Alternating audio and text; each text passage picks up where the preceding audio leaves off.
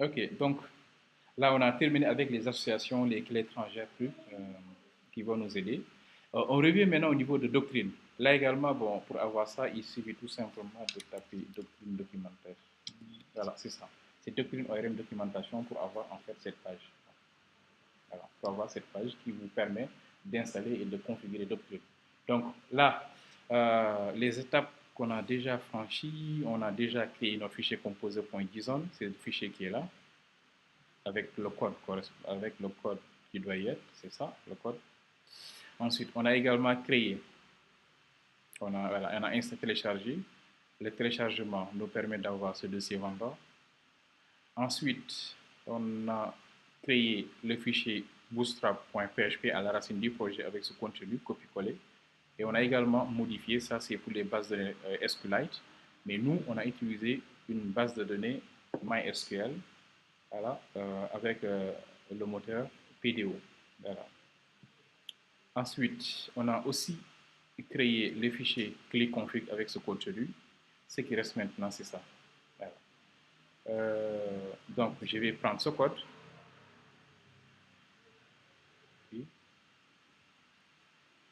Et je démarre maintenant ma console.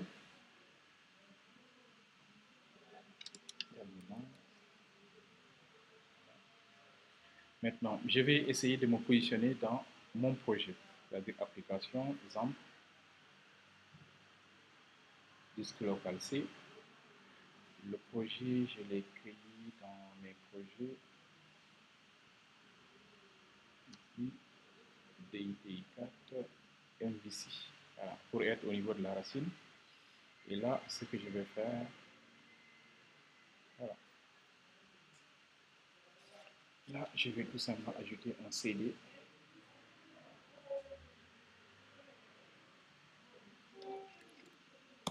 Voilà. Je fais un ls. Voilà. Je viens, j'ai bien mes fichiers. Donc, je colle. Et j'ai bien aussi le dossier vendeur qui est là. Et là, je vais ajouter tiré du 6 dump tiré du 6 SQL. Voilà. C'est-à-dire, je veux qu'il me crée quand même le schéma qui est au niveau de SRC, dans Entities. Et en même temps, je veux également qu'il montre d'abord les requêtes SQL. Je tape sur l'entrée. Ok, il me dit quoi PHP unknown type double. Ah oui, bon, le type double n'est pas pris en compte. Donc, ce que je vais faire, c'est quoi? Donc, je vous montre comment on fait. Type réel doctrine.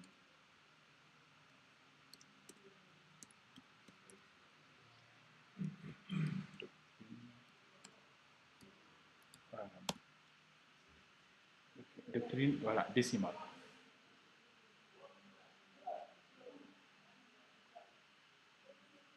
Voilà. Donc, je dois utiliser ce type-là, décimal, au lieu de double. Type égale float. Parce que le float, en fait, ça ne sera pas suffisant pour ce qu'on veut enregistrer, c'est-à-dire la coordonnée géographique. Je crois que le mieux pour nous, ce serait d'utiliser en fait décimal. Donc, c'est là, type float. Ok, donc je reviens au niveau de mes classes. Je crois que c'était au niveau de lire, latitude, longitude. Voilà. Donc, là, je vais mettre ici décimal. Parce que float, c'est possible, mais je ne veux pas l'utiliser quand même.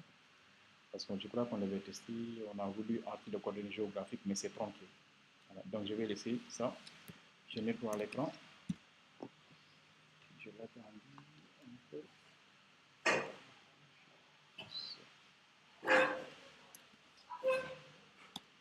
Voilà. Et je ramène encore la commande SQL. Voilà. Et voici ma requête SQL. Il me dit quoi? Create table formation, c'est bien créé. ID, auto-incrément nul. L'ID, c'est la clé étrangère de l'IE. Non varchar de 255 max parce qu'on n'a pas défini date varchar durée int. Voilà, ensuite, voilà, ça c'est bon. Ensuite, create l'IE. Latitude numérique, ok, c'est bon. Longitude également numérique. de 10, je crois que 10 c'est bon. Ensuite, surtout les alt, hein, alt les foreign key, alt formation, add foreign key, lié va migrer comme qu'elle est étrangère. Alt lié aussi user va migrer comme clé étrangère. Ensuite, vous avez vu la table user role également qui sera créée avec également des clés étrangères user ID, référence user ID et ça. Voilà. Donc là, ce sont les requêtes SQL qui sont affichées, mais pas exécutées. Pourquoi? Parce que regardez très bien, si je viens au niveau de ma base de données,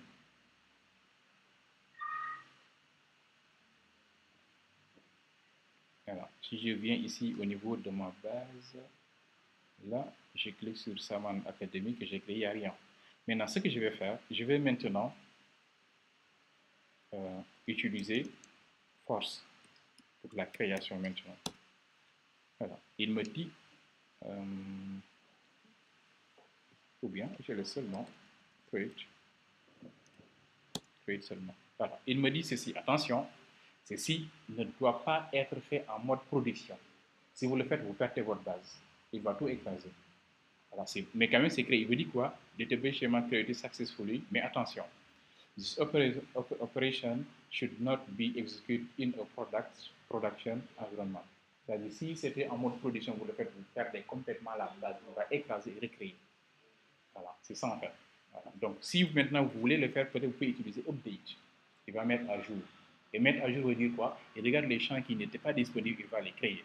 Ce qui fait que si je reviens maintenant au niveau de ma base de données, ici, et je clique encore sur la base, toutes les tables sont bien créées, et je peux même cliquer sur schéma. Regardez en fait ici le schéma, je grandis ça, schéma de la base, c'est concepteur, voilà. Et c'est très bien créé aussi. Voilà. Donc je peux même le mettre en plein écran, c'est où encore, voilà, plein écran. Voilà. Je organise tout, les rôles sont là, ainsi que user role, formation, voilà, comme ça. Voilà. Les liés sont dans des formations, les users sont liés à des user roles. Voilà, c'est ça qu'on a créé.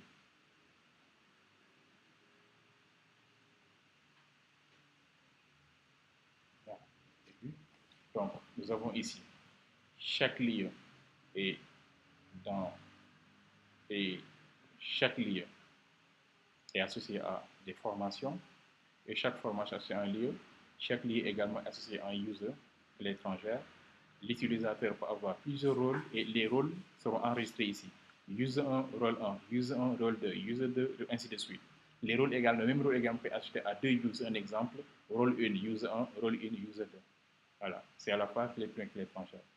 Et l'avantage, encore une fois, c'est quoi? C'est que les requêtes SQL sont encore plus faciles, les CRUD sont encore plus faciles à gérer, et en même temps, vous avez automatiquement vous avez à votre disposition les méthodes persist, les méthodes remove, les méthodes update, les méthodes find all, et vous pouvez également créer votre propre requête SQL avec ou sans jointure.